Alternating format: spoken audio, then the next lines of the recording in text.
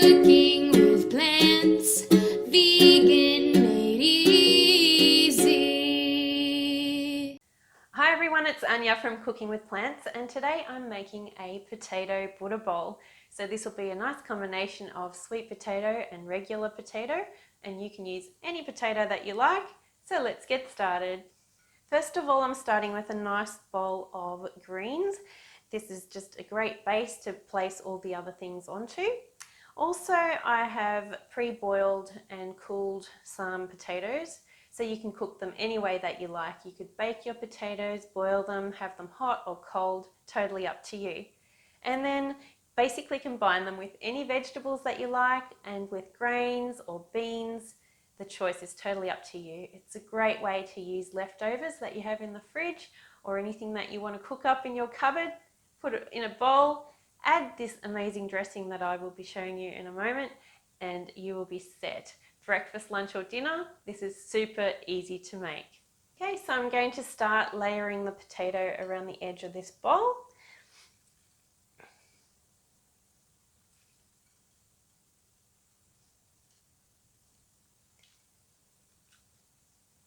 And just remember, you can cut these into any shapes that you like. Today I've just sliced these, and I've also kept on the potato skins, but you can peel yours if you prefer to eat them that way. Okay, so next I'm going to put some red cabbage just to break up the colour a bit and make it look a bit interesting, because we do eat with our eyes first. Okay. On the other side of the bowl, I'm going to put my sweet potato.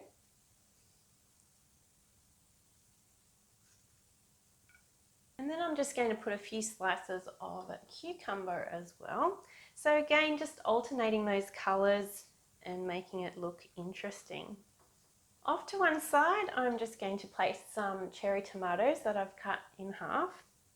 So again, just another colour for this bowl, and just varying those textures as well.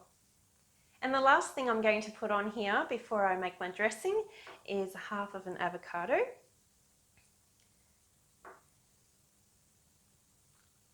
And into the avocado, I'm just going to put some black beans, but you can leave it as is. You don't have to put anything in here, or you could use other beans if you like, or some greens.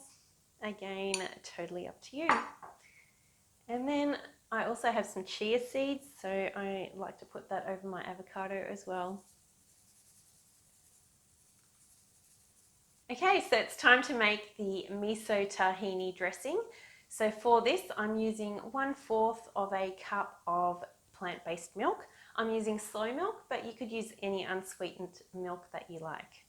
To this, I'm adding 2 teaspoons of fresh lemon juice, 1 teaspoon of miso paste, and 1 tablespoon of tahini. And then give it a good blend up.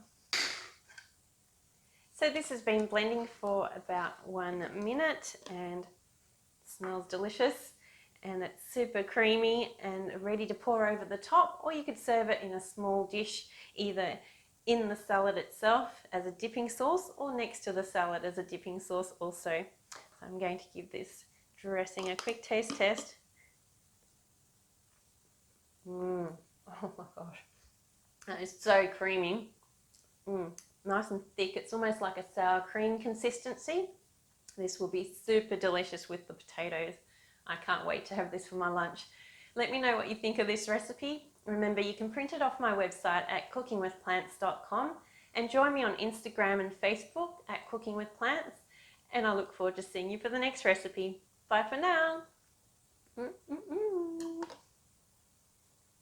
Yummy.